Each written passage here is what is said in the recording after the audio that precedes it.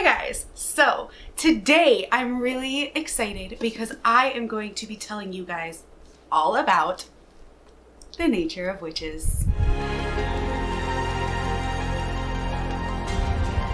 This was our Patreon book club pick for the month of August, and I'm so excited that y'all picked this. Spoiler alert, it was freaking fantastic. Like, I haven't really heard very many people talk about this book. Like, it hasn't gotten a whole lot of hype. So I'm going to hype it up because this was fantastic. And just in case you didn't know, take off this dust jacket and she's beautiful. Like, I don't even need this. Like, the dust jacket's great. I don't need it. I just love, look. You know I'm a sucker for anything that's like printed on the hardback. Like, if you give me a naked hardback that's beautiful, like, I'm gonna buy it. Like, I am on team no dust jacket. I don't love dust jackets. I think they're great, but like, I would rather have a hardback that's pretty without it. But sometimes you can have a real pretty book that's like not fantastic. But this book gives me both. This book is so pretty on the inside and the outside. So let's talk about it. All right, so A Nature of Witches is a YA fantasy standalone by Rachel Griffin. This book came out recently, and like I said, I haven't really heard very many people talk about it, but they should be. This definitely skews to the older side of YA. We're focusing around our main character, Clara, and she is a 17-year-old Everwitch. And in this like world, it's a very like urban fantasy-esque setting, but we're at a magic school, which I love. And in this world, all of the witches control like nature. They control different aspects of it and different seasons. So we have summer witches, autumn witches, winter witches, spring witches. And during their season, they're super powerful and they can control, you know, different things from their season. Like the winter witches are good with like blizzards and snowstorms, and spring witches are good with things like growing, and then your autumn witches do the harvest, and like your summer witches are really good with like thunderstorms. So they all have their own innate abilities, but when it's not their season, their power kind of diminishes. And our girl Clara is what they call an Everwitch, and she is the first Everwitch in like hundreds of years. And that basically means that her magic changes with the season. So in summer, she's a summer witch. In spring, she's a spring witch. In autumn, she's an autumn witch. And in winter, she's a winter witch. And her magic changes, but also like her personality kind of shifts with the changing of the seasons, which I think is really cool. Because so like in summer, she's very apt to having like summer flings, and in winter she's kind of cold, and it's just really cool. The magic is so unique, but we are following her while she's kind of training, and she's very apprehensive about her magic. So not only is she like the only one, they don't have like records of other Everwitches, right? So she doesn't really know what to expect. No one really knows what to expect other than she's supposed to be super powerful, but she really fears her powers due to events that have happened to her and things that she has inadvertently done to other people. So when she was a child, her magic lashed out and killed her parents. And when she was a little bit older, her magic ended up lashing out and killing one of her best friends. And she blames herself for this, and the school has kind of sequestered her away. She has her own cabin that she lives in by herself, whereas everybody else lives in dorms. And while she still like trains with people, like she's kind of like set apart because she knows that her emotions are also tied to her magic. So people that she gets like really close to and really cares about, her magic recognizes them and will like lash out at them. Not necessarily in a like violent way, but in a way where these people can't contain her magic, so it kills them. So we're following her while she's training, and then we kind of bring in these new characters that are supposed to like help her train because the world is going crazy.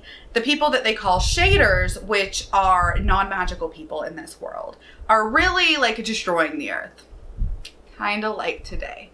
And just overextending everything, causing global warming, causing out of season things to happen, like tornadoes in autumn and heat waves during the winter and blizzards during the summer. And the witches are trying to control it, but so many witches are dying because they're trying to control off-season magic, and it will, what they call, deplete them. So it drains all of their magic, and then when that happens, they are dead. Well, we're coming up to a full solar eclipse. And during a full solar eclipse, witches have to be not in the path of totality, because in this path of totality, it will drain the witch's powers completely. It won't kill them, but it will completely strip their powers. And you don't want that. You don't want that. The witch's power is granted by the sun. And in a totality event, they lose that connection, so they lose their magic. And Clara is kind of determined at the beginning of this book that she's going to stand in the path of totality, strip herself of her magic, and be a shader, because she's just over it. She don't want to do it no more. She doesn't want to hurt people. But they bring in these people from another like magic school to help her train. One of them is this teacher whose name I can't remember. And then we have Sang, who is a spring witch. He's a graduate from this other school, but he's only like a year older than Clara. And he's kind of there to help her train and kind of learn more about botany in like a more advanced setting. That is kind of like the general premise of this book. Y'all, it's beautiful. It's so unique and fun, and it definitely has its dark moments, and it's really sad, and it's really touching, and I just loved it. It's beautiful writing, for one. Like, the author is so skilled. Like, I don't know if this is her debut, but I don't think I've ever seen this author's name before, Rachel Griffin, so if I'm wrong, let me know and I'll pick up anything else she writes. But pretty sure it's her debut. So now I want to get into kind of my pros and cons of this book. There are much more pros than cons, but there are a few things that I was like, this would have brought it up to a 5. As it's standing, this is definitely a 4-star read, but like a really high 4-star read. So I'm gonna kind of go back and forth with the pros and the cons. We're gonna start with a pro, and that is the magic itself. Y'all know, if you've been watching me, that I love cool, unique magic systems, and this one is just so cool. It is seasonally based, like I said. We have witches that, perform best in the 4 different seasons, and then we have Clara, whose magic shifts with the seasons. And I thought that was just a really cool way to write a magic system. It is a pretty soft magic system. It's not like a very hard rules. Like, it's pretty soft, but we do have some clearly defined rules based on the seasons, and everything changes at the different equinoxes. And it's just really, really cool to see, because like each season can do different things, and then Clara can kind of do all the things when she's in her seasons. So in summer, she can do everything a summer witch can do, and then when they kind of fade out into autumn, she changes into an autumn witch, whereas everybody else just kind of fades and their power kind of dwindles until it's their season again. And I just thought that was a really, really cool and just like a really unique way to do seasonal magic. It kind of reminds me of like Tinkerbell. You know what I'm talking about? Like the Tinkerbell movies where like, I'm showing that I'm a mom, right? Like where every little fairy has their like thing. Like there's autumn fairies and like the winter fairies. And like that is kind of what it gave me. Like that is the vibe it gave me, was like Tinkerbell and the Never Beast, like kind of vibes. And I love that, y'all. Those movies are underrated. I love the Tinkerbell movies. They were my daughter's favorite back in the day. Moving on into one of my cons, that would be that there is a specific character in this book that I feel like does not get their just consequences for what they did. I won't go too much into it because it is spoilers. I am going to have a spoiler section once this is done so I can just like talk about it openly, but I will let you know when that happens.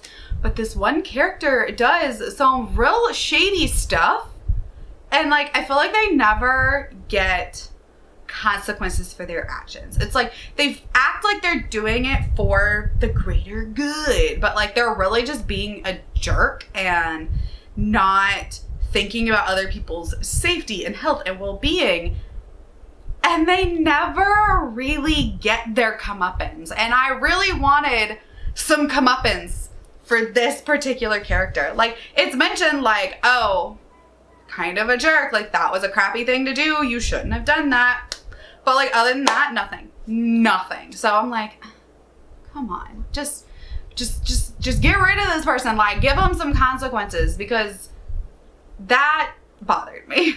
I just wanted this person to like really get some consequences near the end of the book or do something redeeming, but they didn't do either. They were just kind of there and like rolled with it, and nothing ever happened to them. So that annoyed me. Another pro though was I absolutely loved the romance in this book. It wasn't super annoying, it wasn't super sickly sweet, it wasn't super in your face, but it was there and it was beautiful, and our love interest is just a sweet cinnamon roll, and I love that.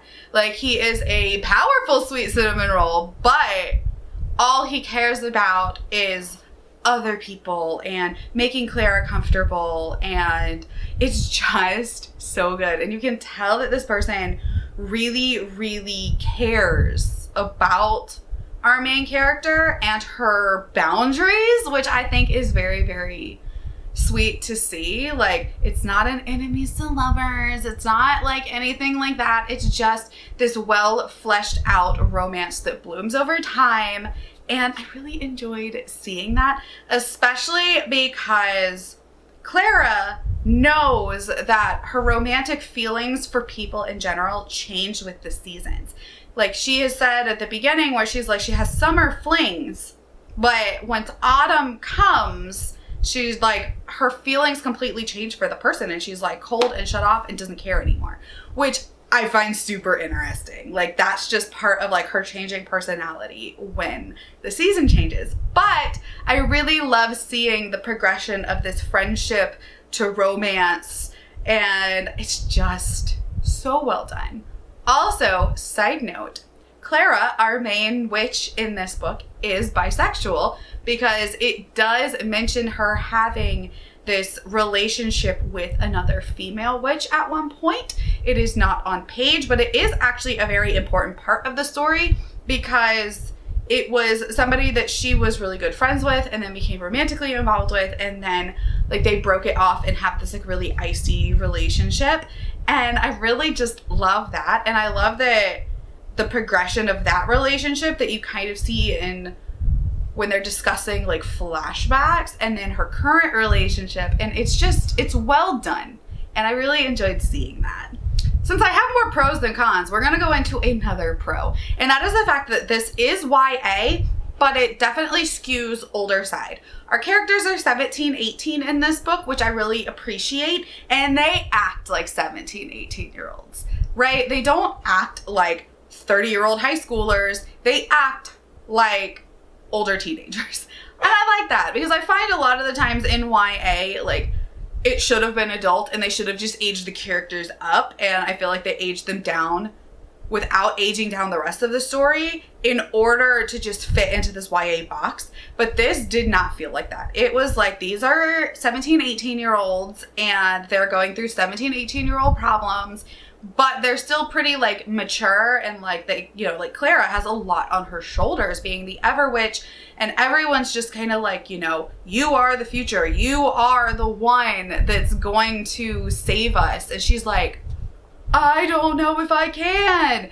And I love that, because it's kind of chosen one-y, but she's a reluctant chosen one in a way, but it's a really cool spin on that trope.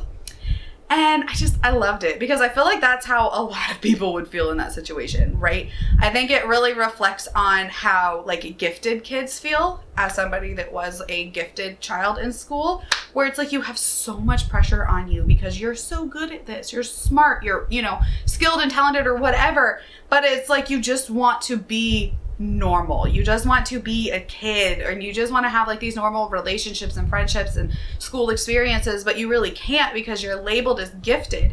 And I related to that a lot. Like I saw that in it and thought it was so well done. And I don't know if that was intended to be what I drew from this or what we draw from this book, but that is what I drew from it as a former gifted honors whatever child growing up. And you know, I really empathized with Clara in those aspects of it. Going back to our con, this is my last one. And that is that this is a standalone, but the ending really set it up where it could have a sequel. And there were things that happened at the ending that I was like, but I want more. What happens next? Right? Which normally I'm fine with like somewhat open endings, but this really made me feel like, please write a sequel. Please let me know what happens next. Because it's like the start of everything feels like it happens at the end. Like the start of a new day, the start of a new era. And you're like, but what now? Like what happens next? It's like we find out what everyone kind of is doing at the end of this book, but we don't have more. And like it's like I want more, which isn't inherently a bad thing. I just like to know more, and like I do tend to gravitate towards series because of this, because I like big drawn out worlds and knowing like a whole grand story. And I don't think that we're going to get a sequel, but if we do, then this will change. But as of right now, pretty sure this is a standalone, which in and itself is not a con. I really like standalones lately because they're nice, they're easy to get through, they don't add to my I have to read more list because it's done. But I still want more. Like I want to know what happens at the end of this book or after the end of this book, because there's so much left to explore and there's so many changes and so much that I need to know. Like some of the things that happened in this book happen like right at the end and you're like, but what was that? What happened? Why did this happen? Like I don't really understand the whole gravity of this new situation, and then we're just gonna end it. Please give me more. Other than that, this was a fantastic book. My final one that I'm gonna leave off on that is a pro is the fact that the writing is absolutely stunning. It's not quite like Starless Sea level of like purple prose, but it's like light, right? It's like you take that down a notch and you have this, like the descriptions of people and the magic and just the descriptions of like flowers, and it just makes you feel like you're there, and it's just absolutely beautiful. Like you can really get immersed in the beauty of this world and the different seasons, and like you really felt like when you were reading in spring, like that there's flowers and it's springtime and the earth is wet and moist and things are growing. And then when it was in winter, you were like, you could really feel that cold, and it just really was a fantastic book. And I think that I would definitely, you know, read anything else by this author if that's the way she writes, because top tier writing. All right, so that is my spoiler-free section of this video. I am gonna get a little bit into spoilers just so we can discuss it, because I know this is our Patreon read and I want to be able to talk about it with you for everybody else that read this. So if you don't want to hear the spoilers, bye, thank you. I had a blast talking about this book. If you didn't pick it up and read it. But if you're here for the spoilers, if you're here for it, we're gonna get into it. Now, like I said, I absolutely loved it, but I kind of wanted to talk about my cons in the spoiler section, because it's like certain things that didn't make sense to me, and I want to know if you read it, if it made sense to you. The whole thing with the eclipse, for one. So her teacher that died found out that he thought that Clara could stand in totality and it would reset her magic. How did he figure that out? Like, I'm confused by that. I'm also confused by the fact that nobody told her until like the day of the eclipse. And she like got a note from the wife of this deceased teacher, and you're like, why didn't we tell her earlier that this was like an option? This was like a thing he was thinking about. Like, we wait until the real last minute. And come to find out, she can stand in totality, and it did reset her magic. But it's like, what? I didn't fully understand what it did, because like it changed her eye color, and now she can better control her magic, and like she feels completely different. But it's like, what did it do? Like, it cut her off from the sun, and then she's like, please give me my magic back. And then she got her magic back, and you're like, okay, so what was the deal with that? Like, that was the thing that I was like, I really didn't understand. Maybe I'm just dumb. I didn't fully understand the totality thing and like why she can stand in it and what it did to her magic. I feel like that's why I want a sequel, because it's like, what did it do? Like, I get that it reset her magic, but like, I'm confused. So now if there's like another Everwitch ever, do they have to stand in the path of totality of a solar eclipse in order to like fix their magic? Like, is that just something that like has to be done? Because there was another Everwitch before who wrote like her memoir that only Clara has read, but like don't mention nothing about solar eclipses or anything like that, or resetting her magic. So I'm just like, is that like a thing, or is this like just like a one-off? Like, do they have to stand in the eclipse and reset their magic so they don't hurt people? Like, I don't know. We really never got Clara really controlling her magic extremely well until after that eclipse. So I'm like,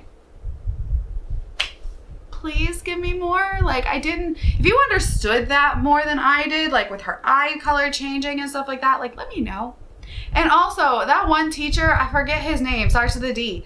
He never got his comeuppance, and it made me mad. He literally dropped Clara in the middle of a heat wave during winter with shaders, like a mom and her 2 kids who were like dying of heat stroke, and was like, figure it out, drove off and left her.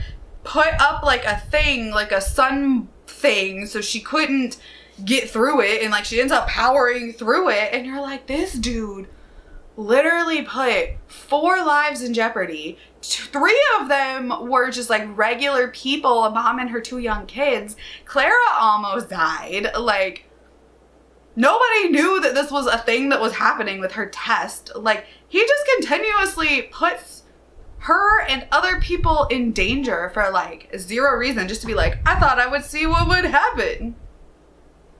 Sir.